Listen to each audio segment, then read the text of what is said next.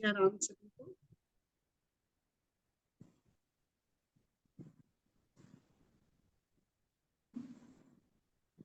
मेरी आवाज आ रही है आप लोगों को? जी हाँ, आ रही है। सभी को जय सिया राम। हम लोग रामचरितमानस में किष्किंधा कांड के दोहा संख्या 3 से आगे बढ़ेंगे। तुलसीदास जी कहते हैं, देख पवन सुत पति अनुकूला, हृदय हर्ष बीती सब सूला। अपने स्वामी को अपने अनुकूल देख करके पवन सुत के हृदय में हर्ष हुआ, और इससे पहले हुआ जो विषाद था, उसके जो शूल थे, वो सब उन्होंने भुला दिए। उनके मन से उनका प्रभाव समाप्त हो गया। नाथ सैल पर कपिपत रहाई, सो सुग्रीव दास तब अहाई। अब हनुमान जी रामचंद्र जी से कह रहे हैं कि हे स्वामी, निकट के ही पर्वत पर कपिपति वानर राज रहते हैं, वानर राज सुग्रीव रहते हैं। सो सुग्रीव दास तब अहाई, वह आपके दास है। जबकि वास्तव में वानर राज बाली है, पर हनुमान जी क्या परिचय दे रहे हैं सुग्रीव का? वानर राज के रूप में। यहाँ पर जो बात समझने की है वो ये है कि शबरी माता ने राम को भेजा है सुग्रीव से मिलने के लिए, ना कि बाली से मिलने के लिए। कल भी हम लोगों ने जब इस प्रसंग को पढ़ा था, समझा था, तो ये समझ में आ रहा था कि जो आज के संदर्भ में अगर हम देखें तो लोग शक्तिशाली से मित्रता करना चाहते हैं, जिसके पास सामर्थ्य। अगर मदद चाहिए तो हम दीन के पास जाएंगे कि समर्थ के पास जाएंगे? समर्थ के पास जाएंगे। तो अगर यहाँ पर बाली और सुग्रीव में हम तुलना करें तो बाली समर्थ है। बाली एक राज्य का राजा है, किष्किंधा भले ही छोटा सा ही सही, वहां का राजा है। उसके पास सेना है, उसके पास एक व्यवस्था है, उसके पास रणनीति बनाने के लिए पूरे दरबार में योग्य लोग होंगे। पर शबरी बाली के पास जाने की सलाह राम को नहीं देती है। राम किससे जुड़ने आए हैं? वन में जो दीनहीन लोग हैं, जिनकी कोई परवाह करने वाला नहीं है, उनसे जुड़ते हैं, उनके साथ बैठते हैं, उनके साथ चर्चा करते हैं और उनके बताए हुए मार्ग पर चलते हैं। क्योंकि अत्याचारी के बारे में अगर कोई दूसरा अत्याचारी बताएगा तो वो उसकी प्रशंसा करेगा, पर जो सताया हुआ व्यक्ति है वही बता सकता है कि अत्याचारी के रूप में कौन है यहाँ पर। तो राम को सुग्रीव से मिलने की सलाह शबरी देती है, और जब आगे प्रसंग बढ़ता है तो हनुमान जी वहां पर आते हैं। वो सब हम लोगों ने कल प्रसंग बहुत अच्छी तरह से समझा था। तो हनुमान जी बताते हैं कि निकट ही पर्वत पर वानरराज सुग्रीव रहते हैं, वो आपके दास। कहीं सन नाथ मैत्री कीजिए, हे नाथ आप उनके साथ मित्रता कीजिए। दीन जानी तहि अभय करीजे। वो तो दीन है ही, सताए हुए हैं।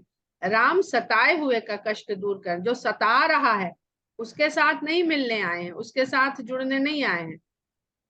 जो सताया जा रहा है उसके कष्टों का निवारण करने आए हैं। तो संसार में राम किसके साथ है?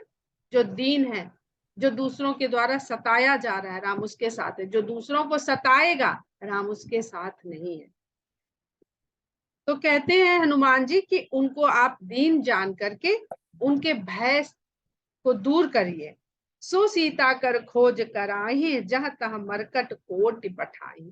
और इसलिए भी हनुमान उनको राजा कहते हैं कि जो सुग्रीव के शुभ चिंतक हैं। जब सुग्रीव परिस्थितिवश राजा बन गए थे तो दरबार में जो उनके हितैषी थे, उनके सलाहकार थे और जो न्याय का साथ देने वाले थे, वो लोग सब सुग्रीव के साथ हो गए, भले ही थोड़े से थे। तो उन थोड़े से जनों के नेतृत्व के रूप में सुग्रीव उन लोगों के लिए वानर राज ही थे। बहुत जरूरी नहीं है कि बहुत बड़ी संख्या में जहां पर लोग किसी के साथ हो, वो सदा सही हो, वो सही मार्ग पर हो। कभी कभी जो थोड़े लोग होते हैं, जब अत्याचार बढ़ता है, जब असत्य बढ़ता है, तो भी थोड़े से लोग जो सत्य का साथ देते हैं, न्याय का साथ देते हैं, वो अपने अस्तित्व को बचाए रखते हैं और उन्हीं की रक्षा करने के लिए, उनको ही इस अत्याचार से छुटकारा दिलाने के लिए भगवान उनके पास पहुंचते हैं। यही विधि कला, हाँ, कहते हैं वही सीता की खोज कराएंगे और जह तह मरकट कोटि पठाए। उनके पास करोड़ों मरकट है ही नहीं, गिने चुने गिनती के उनके साथ वानर होंगे सुग्रीव के साथ, पर हनुमान जी कहते हैं वो करोड़ों वानरों को जहां तहां बेच के सीता जी की खोज करवाए। यही विधि कथा सकल कथा समुझाई, लिए दुऔजन पीठ चढ़ाई। इस प्रकार जो भी कथा अब तक की हनुमान जी संक्षेप में वहां पर बता सकते थे, वो उनको कथा बताते हैं और दोनों जन को पीठ पर चढ़ा लेते हैं। अब ये हमने कल भी आप लोगों से कहा था कि इस पर थोड़ा आप लोग भी अध्ययन चिंतन करने का प्रयास करिएगा, तो मैंने भी थोड़ा किया। मुझे कहीं से ये जानने को मिला एक पुस्तक से ही कि गोस्वामी जी के इस संदर्भ में हनुमान जी का तात्पर्य वैराग्य से है और रामानुजाचार्य जी के अनुसार हनुमान जी का तात्पर्य विवेक से। तो अगर हम दोनों को ही मान लेते हैं तो वैराग्य और विवेक एक दूसरे से जुड़े हुए प्रतीत होते हैं। विवेक ही हमें बताता है कि संसार में किस चीज से हमें विरक्त होना है। तो विवेक और वैराग्य एक दूसरे से जब जुड़ जाते हैं तो ऐसा जीव भगवान का वाहक हो जाता है और वो भगवान को जहां चाहे वहां लेके जा सकता। तो भगवान को अपनी पीठ पर चढ़ाने के लिए जीव को विवेक और वैराग्य का सहारा लेना। इसमें कोई भुजाओं का बल, उनका शारीरिक बल नहीं है। दिए दुओ जन पीठ चढ़ाई, जब सुग्रीव राम कहूं देखा, अतिशय जन्म धन्य करि लेखा। इस प्रकार वो सुग्रीव के पास जब पहुंचते हैं हनुमान जी, और सुग्रीव जी राम को देखते हैं तो अपने जन्म को धन्य मानते हैं। सादर मिले नाई पद माथा, भेटे अनुज सहित रघुनाथा। वो रामचंद्र जी से आदर सहित मस्तक नवा करके मिलते हैं और रामचंद्र जी भाई सहित उनसे भेंट करते हैं। कपि कर मन विचार एहि रीति, करिहि विधि मोसन ए प्रीति। जब राम और सुग्रीव की भेंट हो रही होती है तो सुग्रीव के मन में ये विचार चल रहा होता है, करिहि विधि मोसन ए प्रीति, क्या ये मेरे साथ प्रीति का संबंध स्थापित करेंगे।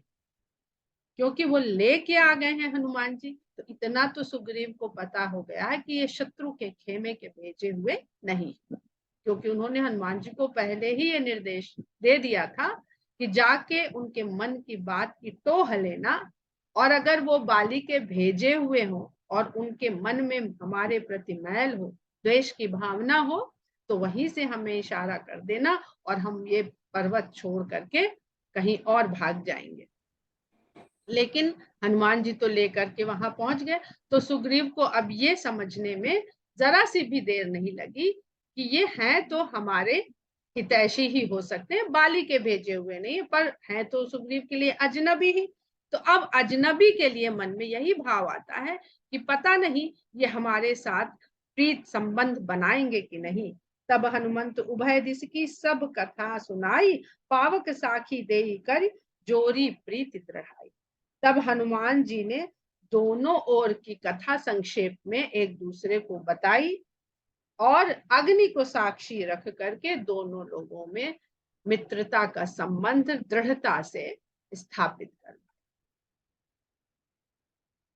इसके बारे में जो छोटा सा प्रसंग है हनुमान जी का, राम और लक्ष्मण को लेकर के आना और किस प्रकार वहां पर उनको आसन देना और किस प्रकार फिर सुग्रीव को बुलाना, फिर किस प्रकार एक दूसरे की बात किसने कैसे सुनाई और किस प्रकार मित्रता हुई और क्यों अग्नि को साक्षी बनाया गया, ये सब अध्यात्म रामायण में बहुत विस्तार से बताया गया है।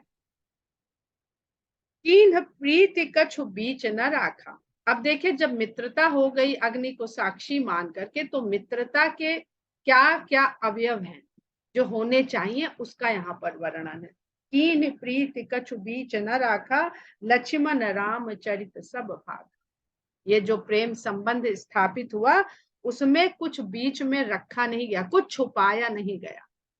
ट्रांसपेरेंसी दोस्तों के बीच में, जो जैसा है वो सब कुछ बता देना। और लक्ष्मण रामचरित सब भाग, लक्ष्मण जी ने राम के बारे में वहां पर सब कुछ बखान किया। रामचंद्र जी ने अपने मुंह से अपने बारे में कुछ भी नहीं बताया। तो कहते हैं कि लक्ष्मण जी राम की ध्वजा पताका के दंड हैं। तो यही उसका तात्पर्य मिलता है जगह जगह पर, कि किस प्रकार लक्ष्मण जी दंड स्वरूप राम के चरित्र का, गुणों का वर्णन करते हैं और राम को यश प्रदान। अगर दंड ना हो तो झंडा तह के रखा रहेगा, लहराएगा नहीं, और ऊंचा होके, दंड जितना ऊंचा होता जाएगा वो ध्वजा उतनी ऊंचाई प्राप्त करती जाएगी। कह सुग्रीव नयन भरी बारी, मिले ही नाथ मिथिलेश कुमारी। राम की कथा सुन करके सुग्रीव द्रवित हो गए, भावुक हो गए, और उनकी आंखों से आंसू बहने लगे, और कहते हैं, हे नाथ, मिथिलेश कुमारी मिलेंगी। कहते हैं ना कि जहकी फाटी ना बिवाई, वह का जाने पीर पराई।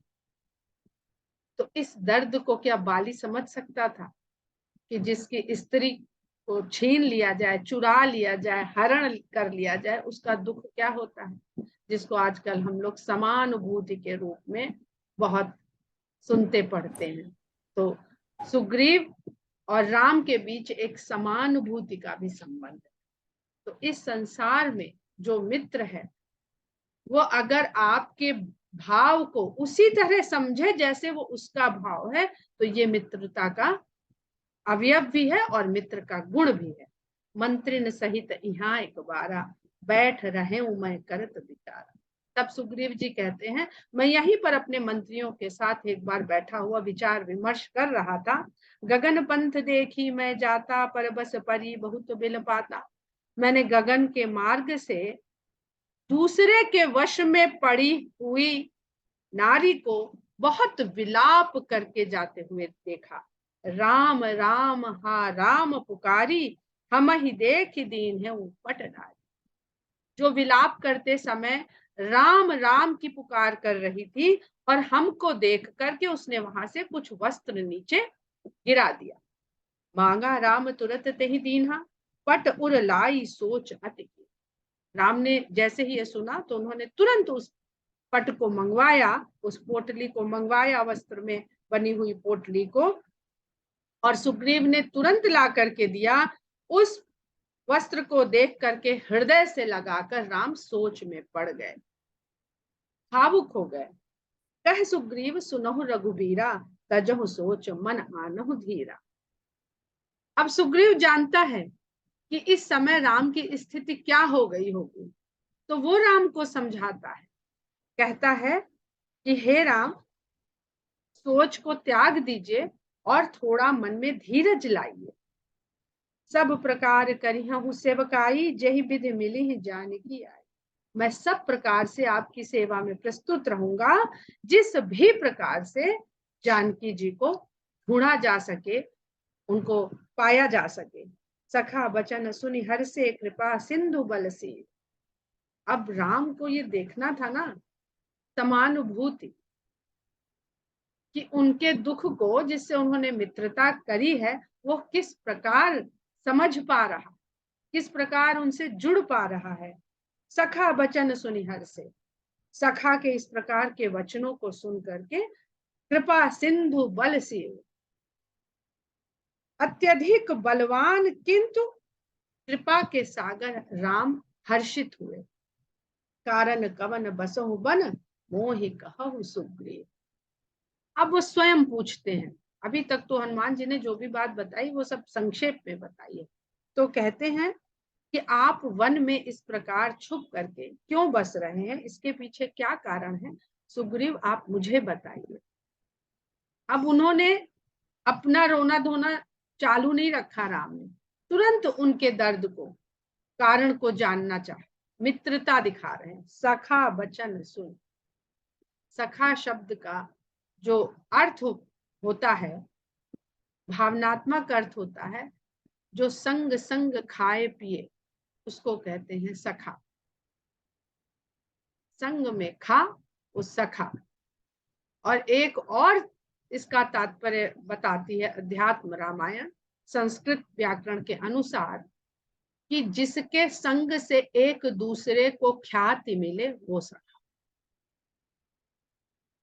तो सखा के दो अर्थ रामायण समझाती है, और यहाँ पर उस सखा भाव की शुरुआत हो गई कि आज से खाएंगे पिएंगे साथ, और एक दूसरे को ख्याति प्रदान करने में दोनों अपना संपूर्ण सहयोग देंगे, पूरा योगदान रहेगा। नाथ बाली और मैं दो भाई, प्रीत रही कछु बरन न जाई। अब दो भाई हैं और दो भाई दोनों तरफ हैं, कथा चल रही है। राम लक्ष्मण है एक तरफ और एक तरफ सुग्रीव और बाली। तो कहते हैं स्वामी, हम दो भाई थे, बाली और मैं, और हम दोनों में इतना प्रेम था जिसका वर्णन नहीं किया जा सकता है। मैं सुत मायावी तेहि नाउ, आवा सो प्रभु हमरे। एक बार की बात है कि हमारे गांव में अर्थात राज्य में, मैं दानव का पुत्र मायावी नामक राक्षस वहां पर आया। अर्धरात्रिपुर द्वार पुकारा, बाली रूप बल सहे न पारा। उसने आधी रात के समय द्वार पर आके बाली को ललकार दिया, और बाली इस विरोचित ललकार को सुन के सह नहीं पाया। इसको कहते हैं प्रोवोक करना। बलवान का ये थोड़ी होना चाहिए कि किसी ने आपको ललकार दिया और आप ताल ठोक के चल पड़े। थोड़ा विवेक से काम लेना चाहिए। खैर, बल अपने साथ, बल और ज्ञान अपने साथ अहंकार लेकर के ही आते हैं।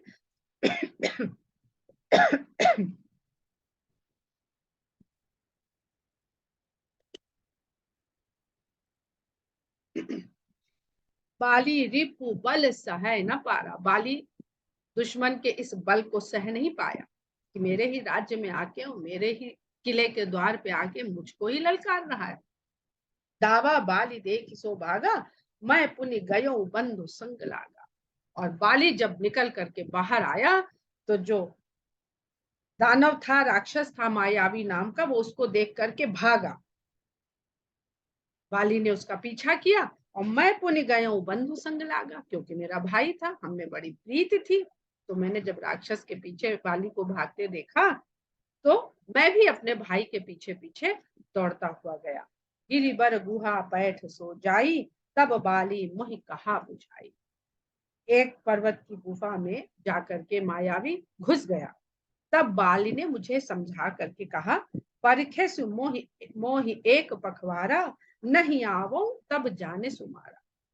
बाली ने कहा, एक पक्ष तक, एक पखवाड़े तक, 15 दिन तक तुम यहीं पे रुक के मेरी प्रतीक्षा करना, और यदि 15 दिन में मैं लौट कर ना आ जाऊं तो जानना कि मैं मारा गया, क्योंकि मैं मार दूंगा तो मैं तो 15 दिन के भीतर वैसे ही वापस आ जाऊंगा। ये बाली ने अपना बल आंक करके कहा कि मैं 15 दिन में उसका काम तमाम करके वापस आता हूं, और ज्यादा से ज्यादा 15 दिन हमारा युद्ध चलेगा, क्योंकि बाली के पास एक वरदान है कि जो भी बाली के सामने आता है उसका आधा बल बाली को मिल जाता है। तो कितना भी बलशाली आ जाएगा, अगर 100 हॉर्स पावर का योद्धा आया तो 50 हॉर्स पावर बाली के पास, 1000 हॉर्स पावर का योद्धा आया तो 500 हॉर्स पावर बाली के पास, और बाली का अपना बल, तो वो मिलके हमेशा बाली को बल बढ़ाता रहेगा। मास दिवस तह रखे रहे खरारी, निसरी रुधिर धार तह भारी। बाली ने तो 15 दिन तक के लिए कहा था, लेकिन मैंने 1 महीने तक वहां पर रुक करके, हे खर के शत्रु, मैंने वहां रुक करके 1 महीने तक बाली का रास्ता देखा। और 1 महीने के बाद मैं क्या देखता हूं कि गुफा के भीतर से रक्त की तेज धारा बहती हुई बाहर आ रही। बाली हते से मोहि मारी ही आई, सिला देई तह चले ऊपर आई। मैंने सोचा बाली ने तो कहा था 15 दिन में मैं आ जाऊंगा, निश्चय ही 15 दिन के बाद बाली का बल घटने लगा होगा और वो हावी हो गया होगा और उसने अब बाली को मार लिया है और अब वो बाहर आएगा तो मेरा वध करेगा। इस डर से ये सुग्रीव ने सब सोचा और शिला दे तह चले। मैंने उस गुफा के मुख पर शिला लगा दी और वहां से भाग पड़ा। अब यहाँ पर समझाना क्या चाहता है ये संदर्भ, गुफा है ना, गुफा अर्थात वहां पर आपको कुछ दिख नहीं रहा। हमने कहा था किष्किंधा कांड गुफाओं का कांड है, पर्वत के भीतर जो गुफाएं हैं उनका कांड है। तो गुफा में क्या है ये रहस्य जानने के लिए गुफा के भीतर जाना चाहिए, पर गुफा के भीतर जाने में सबसे बड़ा बाधक हमारा भय बनता है। आप यूं कहीं टूरिस्ट प्लेस में जाइए, देखिए आधे लोग बाहर बैठे होंगे, हम नहीं जाएंगे अंदर। किसी को क्लस्ट्रोफोबिया है तो किसी को कुछ है तो किसी को कुछ है, किसी को बीपी है कुछ है, तो वो जाएंगे नहीं।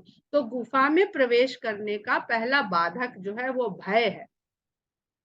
तो उसने जाके प्रत्यक्ष देखा नहीं, अनुमान लगाया और अनुमान से उसने निर्णय भी ले लिया और जो चट्टान लगा दी अर्थात उसने जानकारी को बंद कर दिया। जो जानकारी उसे लेनी चाहिए थी वहां का उसने दरवाजा ही बंद कर दिया। जब जानकारी को ही आपने रोक दिया तो अब अपने अनुमान से आप चल रहे हैं, वो सही भी हो सकता है गलत भी हो सकता है। तो अनुमान जैसी जो क्रिया है उसकी प्रतिक्रिया अनुमान ही होगी। ये हम आगे तक इस प्रसंग में समझते हुए पाएंगे। तो बाली हते से मोहि मारी ही आई, शिला देई तह चले ऊपर आई, मंत्रिन पुर देखा बिनु साई, दीन है मोहि राज बरी आई। और मैं इस प्रकार उस गुफा का मुख चट्टान से बंद करके जब नगर में आया तो मंत्रियों ने देखा मैं लौटा, बाली तो लौटा नहीं, तो अब ये राज्य जो है बिना स्वामी के हो गया है। तो उन्होंने बरबस ही जबरदस्ती पकड़ के मुझे राजा बना दिया। बाली ताही मारी गृह आवा, देख मोहि जी भेद बढ़ावा। उधर बाली राक्षस को मार करके द्वार वार खोल करके जब घर आया तो उसने जब मुझे देखा राजा के पद पर बैठे हुए तो जी भेद बढ़ावा, उसने अपने जी में मेरे प्रति भेद पैदा कर दिया। प्रीति समाप्त हो गई, भेद आ गया। एक अनुमान सुग्रीव ने लगाया और दूसरा अनुमान फिर बाली ने लगाया कि इसने जो है मुझे छल से वहां बंद कर दिया, स्वार्थी था, राजा बनना चाहता था। जैसे संसार चलता है, जैसे लक्ष्मण जी ने भी यही भरत जी के लिए बार बार सोचा था ना जब भरत जी आ रहे थे। तो दो भाइयों की कथा के द्वारा रामचरितमानस हमको कितना कुछ समझाती है कि संसार में कैसा होता है, कैसे लोग करते हैं और क्या होना चाहिए। तो उसने भी अनुमान की प्रतिक्रिया में उसने भी अनुमान लगाया और अपने अनुमान पर ही विश्वास किया और वैसे ही उसने रिएक्ट किया। देख मोहि जी भेद बढ़ावा, रिपु सम मोहि मारे से अति भारी, हर लीन है से सर बस अरुणारी। उसने दुश्मन की भांति मेरे बहुत पिटाई करी, बहुत मारा पीटा मुझे और उसके बाद उसने मेरा सर्वस्व हर लिया, राजपद और उसके साथ साथ मेरी स्त्री को भी हर लिया। ताके भय रघुबीर कृपाला, सकल भुवन में फिरे बिहाला। उससे जान बचा करके डरा हुआ मैं इधर उधर बेहाल, सारे संसार में छिपता फिरता अपने लिए जगह ढूंढता फिर रहा। यहाँ साप बस आवत नाही, तदपि सभी तरह मन माही। इस ऋष्यमुख पर्वत पर वो शाप के कारण आता नहीं है, इसलिए मैं यहाँ पर छुप के बैठा हुआ हूँ, फिर भी डरा हुआ रहता हूँ। मुझे ये विश्वास नहीं है कि वो यहाँ आएगा नहीं।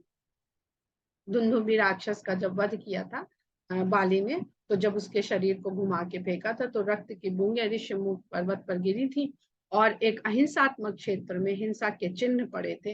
तो वहां पे तपस्या कर रहे ऋषियों ने ये श्राप दिया था कि जिसने भी इस तरह के व्यवहार को, आचरण को, सोच को इस शांत अहिंसक क्षेत्र में डालने का प्रयास किया है, वो यहाँ पर चरण रखेगा तो उसके शीश के खंड खंड हो जाएंगे। सुन सेवक सुख दुख दीन दयाला, फरक उठी द्वै भुजा विशाला। सुग्रीव के इस प्रकार के दुख को सुन करके दीनों पर दया करने वाले राम की दोनों विशाल भुजाएं वीरोचित भाव से फड़क उठी। एक और भी बड़ा सुंदर प्रसंग पढ़ा था यही जब हनुमान जी ने पीठ पे सवार किया था राम और लक्ष्मण को, कि रामचंद्र जी जब से वनवास में निकले थे तब से पदचर थे, पैदल चल रहे थे, कोई भी वाहन में चढ़े नहीं थे। बहुत कहे सुन के उनको सुमंत्र जी रथ पर लेकर के आए थे तमसा नदी तक। उसके बाद फिर उन्होंने जो रथ त्यागा है तो फिर वाहन की सवारी नहीं करी है, सवारी उन्होंने फिर हनुमान जी के कंधों पर करी, पहली सवारी वनवास काल में। बड़ा सुंदर प्रसंग है, बहुत आध्यात्मिक भाव है उसके।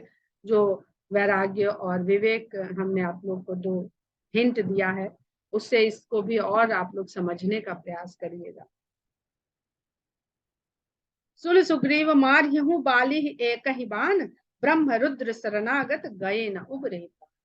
तब राम सुग्रीव से कहते हैं कि हे सुग्रीव, मैं बाली को एक ही बाण से वधूंगा, और मेरे द्वारा प्रहार किए जाने पर अगर वो ब्रह्मा और शंकर की भी शरण में जाता है तो वहां पर भी उसके प्राण बचेंगे नहीं, क्योंकि एक सींग का बाण उन्होंने जयंत के पीछे जब भेजा था तो कहीं उसको कोई सींग के बाण से नहीं बचा पाया था। तो ये तो बाण चलाएंगे राम, उस बाण से उनकी कौन रक्षा कर पाएगा। जे न मित्र, बहुत सुंदर चौपाई है आगे की, जे न मित्र दुख हो ही दुखारी, तिन्हि बिलोकत पातक भारी।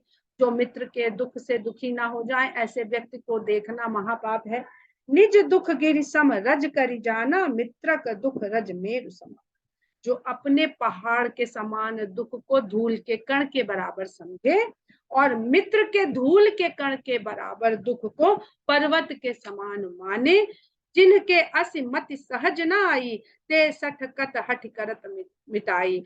और जिनकी बुद्धि में इस प्रकार का भाव नहीं आता है कि मेरा पहाड़ सा दुख धूल के समान और मित्र का दुख धूल के समान दुख पहाड़ के समान, जो उस तरह से मन में अपने ना महसूस करे, ते सठ कत हठ करत मिटाई। ऐसे दुष्ट लोग, मूर्ख लोग किस प्रकार मित्रता हट करके कर सकते हैं। कुपथ निवारी सुपंथ चलावा, गुण प्रगटय अब गुणन ही दुरावा। मित्र के और क्या क्या मित्र के गुण होने चाहिए कि वो मित्र को कुमार्ग से वापस ले आकर के और सन्मार्ग पर चलने के लिए प्रेरित कर सके, और मित्र के गुणों को दूसरों के सामने प्रकट करे, और अगर कोई अवगुण है तो उनको छिपाए। देत लेत मन संक न धरई, बल अनुमान सदा हित करई। कुछ लेन देन हो तो मन में शंका ना करे कि अरे पता नहीं देगा कि नहीं, आज मांग तो लिया है, वापस करेगा कि नहीं करेगा। और जैसा बल हो उसके अनुसार सदा ही अपने मित्र के हित के लिए लगा रहे। विपत्ति काल कर सतगुण नेहा, श्रुति कह संत संत मित्र गुण एहा। विपत्ति काल सर कर सतगुण नेहा, अगर मित्र पे कोई विपत्ति आ जाए तो उसका स्नेह 100 गुना बढ़ जाए। ये नहीं कि अब तो मोबाइल पे कॉल देख करके और उठाना नहीं है। जब विपत्ति आ जाए मित्र के ऊपर तो उसका स्नेह 100 गुना बढ़ जाए। ऐसा मित्रों का गुण वेदों में और संतों के द्वारा कहा गया है। आगे कह मृदु वचन बनाई, पाछे अनहित मन कटुलाई। आगे तो पीछे सामने रहे तो बढ़िया मीठी मीठी बातें करे, और उसके हटते ही मन की कुटिलता निकालने लगे। जाकर चित अहिगत सम भाई, अस कुमित्र परिहर ही भलाई। जिसका चित्त सांप के समान टेढ़ी मेढ़ी चाल वाला हो, ऐसे मित्र को, ऐसे कुमित्र को, इसको कुमित्र कहा गया है कि आगे मीठी मीठी बातें करे और पाछे अनहित मन कुटलाई, पीछे से आपका अनहित करने का सोचता रहे और मन में कुटिलता भरा रहे, जिसकी चाल सांप के समान टेढ़ी मेढ़ी हो, ऐसा मित्र कुमित्र होता है। इसे त्याग देने में ही भलाई। सेवक सठ नृप कृपन कुनारी, कपटी मित्र सूल समचारी। ये चार जो हैं ये शूल के समान होते हैं मनुष्य के जीवन में। मूर्ख सेवक, कप कंजूस राजा, सेवक सठ, नृप कृपन राजा अगर कंजूस हो, और कुनारी दुष्चरित्र स्त्री, कपटी मित्र, कपट मित्र के मन में कपट, सूल समचारी, सखा सोच त्यागहु बल मोरे, सब विधि घटब काज मैं तो। पहले मित्र के गुण और अवगुण राम बताते हैं सुग्रीव से, उसके मन में उसके आस्था को, उसके विश्वास को दृढ़ करते हैं और कहते हैं कि सखा, हे मित्र, सारे सोच को मेरे बल को पे विश्वास करके सब त्याग दो, सब अभिधि घटप काज मैं दो। मैं तुम्हारे कार्य को सिद्ध करने के लिए सभी प्रकार से अपना प्रयास करूंगा। अब देखिए, जब राम दुखी थे वो पट पा करके, तब सुग्रीव उन्हें समझा रहे कि सोच मत करिए, मन में धीरज लाइए। और जब मित्रों की बात होती है ना, एक दूसरे का दुख कहने सुनने लगते हैं। और जब सुग्रीव ने अपनी कथा व्यथा सुनाई तो राम अब उनको बल दे रहे हैं, आत्मविश्वास दे रहे हैं। अगर राम इस तरह से बिहेव ना करते तो सुग्रीव उनके सामने अपनी सारे भावों को खोल के नहीं एक्सप्रेस कर पाते। तो जो समभाव पैदा करने के लिए कहते हैं ना, हम जिससे बात करें उसके जैसे बन जाएं तो वो अपने मन की सारी बातें खोल के रखने में कंफर्टेबल हो जाते। तो राम इस प्रकार, अगर वो बड़े कि हम तो भाई एक कुलीन उसके कुल के राजा हैं और परिस्थिति वश यहाँ आ गए हैं, सब ठीक ठाक करने आ गए हैं, तो सुग्रीव उस तरह से उनके साथ नहीं खुलकर वार्तालाप कर पाता। पर राम ने पहले ये दिखा दिया कि भाई हमारे साथ तो खुद ही बड़ा बुरा हो गया और हम तो इस प्रकार असहाय से निस्सहाय से घूम रहे हैं। तो पहले राम उसके सामने असहाय निस्सहाय से अपने को प्रस्तुत करते हैं, फिर सुग्रीव अपने मन की बात उनसे कह पाता है। कह सुग्रीव सुनहु रघुवीरा, बाली महाबल अति रणधीरा। अब सुग्रीव को जो उनकी सहायता करने को कह रहा था और बाली से छुपा छुपा फिरता है, तो अब कहता है कि हे राम सुनिए, सुग्रीव तो महाबली है। दुन्दुभि अस्थिताल दिखराए, बिनु प्रयास रघुनाथ ढहाए। उसने दुन्दुभि राक्षस जिसको बाली ने मारा था, उसकी हड्डियों का ढेर दिखाया। देखिए, आप अंदाजा लगा सकते हैं जिसका अस्थि इतना विशाल है, वो कितना विशाल राक्षस रहा होगा, उसके भीतर कितना बल रहा होगा। ऐसे राक्षस का जो है उसने बाली ने कितनी आसानी से उसका वध कर दिया है। और तार के वृक्ष दिखाए उन्हें, जिनको राम ने बिना प्रयास ढा दिया। आप कहते हैं ना, किसी कम सोच वाले व्यक्ति को अगर अधिक शक्तिशाली मिल जाए तो वो उसको आंक नहीं पाता। सुग्रीव ताड़ के वृक्ष दिखा के उनके धनुर्धर विद्या का परीक्षण करना चाहता है और अपने मन को विश्वास दिलाना चाहता है कि हाँ, ये कर सकते हैं बाली का सामना। ये तो सामाजिक तात्पर्य है सुग्रीव के नजरिए से, पर उसके अलावा जो 7 ताड़ के वृक्षों का भेदना है, वो राम की अगर संगत मिल जाती है वैराग्य और विरक्ति के द्वारा, सुग्रीव जैसे जीव की जो भय से डरा हुआ, भागा हुआ, छुप के रह रहा है, तो राम का जो बाण है वो 7 चक्रों को भेदता हुआ उसके सभी दोषों को, सभी कष्टों को, जो सांसारिक कष्ट है, उसे मुक्ति दिला सकता है। यहाँ पर जो योग का 7 चक्र का के बाद जो सहस्त्रार चक्र तक पहुंच करके उस अवस्था को प्राप्त करना होता है जो अनंत है, जो सीमा से परे है, उसका यहाँ पर तात्पर्य है। गोस्वामी जी ने इसका बहुत विस्तार से वर्णन नहीं किया है। देख अमित बल बाढ़ी प्रीति, राम के ऐसे अमित बल को देख करके सुग्रीव का प्रेम और बढ़ गया।